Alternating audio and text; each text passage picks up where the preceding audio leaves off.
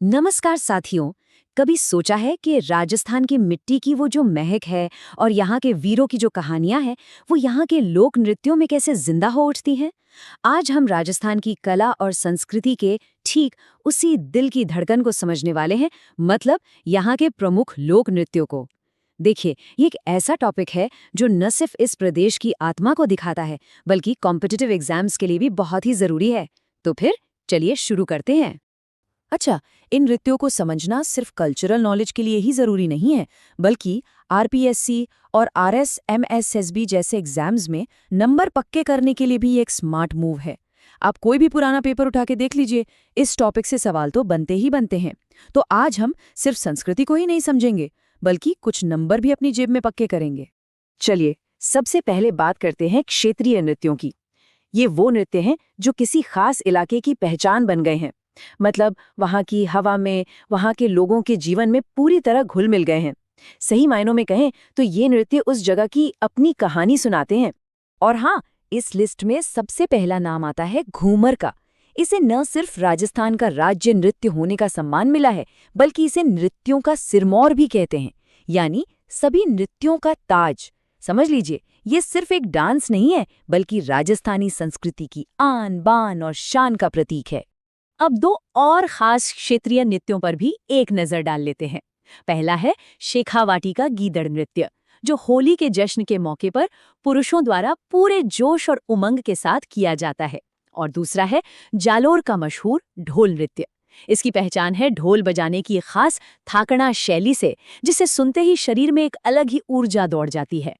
तो क्षेत्रीय पहचान से आगे बढ़ते हैं और अब बात करते हैं उन नृत्यों की जो सिर्फ कला का प्रदर्शन भर नहीं है, बल्कि कलाकारों के लिए रोजी रोटी का एक साधन भी है। इन्हें हम व्यावसायिक नृत्य कहते हैं, जहां हुनर और मेहनत अपने चरम पर देखने को मिलती है। भवाई नृत्य के हुनर की तो बात ही क्या है। जरा सोचकर देखिए, कलाकार अपने सिर पर एक के ऊपर एक कई मटके रख के बैलेंस बनाते हैं।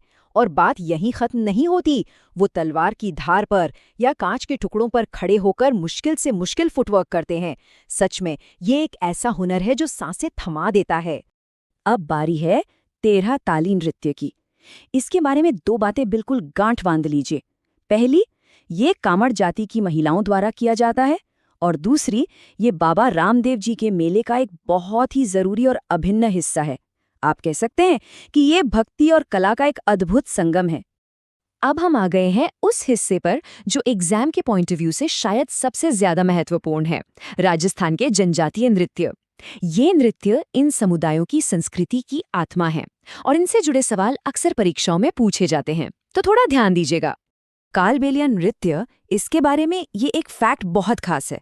इसे यूनेस्को ने मानवता की अमूर्त सांस्कृतिक विरासत का दर्जा दिया हुआ है। सोचिए, ये कितना बड़ा सम्मान है। ये सपेरा समुदाय के इस नृत्य को एक ग्लोबल पहचान देता है और इसीलिए परीक्षा के लिए ये एक हॉट टॉपिक बन जाता है।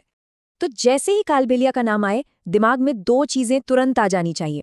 एक, ये सपेरा समुदाय का नृत्य है, और दूसरी, गुलाबो सपेरा, जो इसकी सबसे बड़ी पहचान है। इसके साथ ही भील जनजाति के प्रमुख नृत्य गैर को भी याद रखना बहुत जरूरी है। ये सीधे सीधे पूछे जाने वाले सवाल हैं। तो याद रहेगा ना, गुलाबो सपेरा का नाम किस नृत्य से जुड़ा है? बिल्कुल सही, कालबेलिया से। चलिए, अब एक रैपिड फायर राउंड हो जाए। फटाफट उन तथ्यों पर नजर डालते हैं जो अक्सर परीक्षाओं में सीधे सीधे पूछ लिए जाते हैं। तो अपना पूरा ध्यान यहीं रखिएगा, एक भी पॉइंट मिस नहीं होना चाहिए। चलिए जल्दी से देखते हैं। राजस्थान का राज्य नृत्य कौन सा है? घूमर। गरासिया जनजाति का वो कौन सा डांस है जिसमें कोई भी इंस्ट्रूमेंट इस्तेमाल नहीं होता? वालर। और किशनगढ़ का प्रसिद्ध नृत्य? चरी। इन तीनों जवाबों को दिमाग में एकदम फिट कर लीजिए। तो कुल मिलाकर बात सिर्फ इतनी सी है कि राजस्थान की ये लोक नृत्य सिर्फ मनोरंजन या कला का प्रदर्शन नहीं है। नहीं, ये उससे कहीं बढ़कर हैं।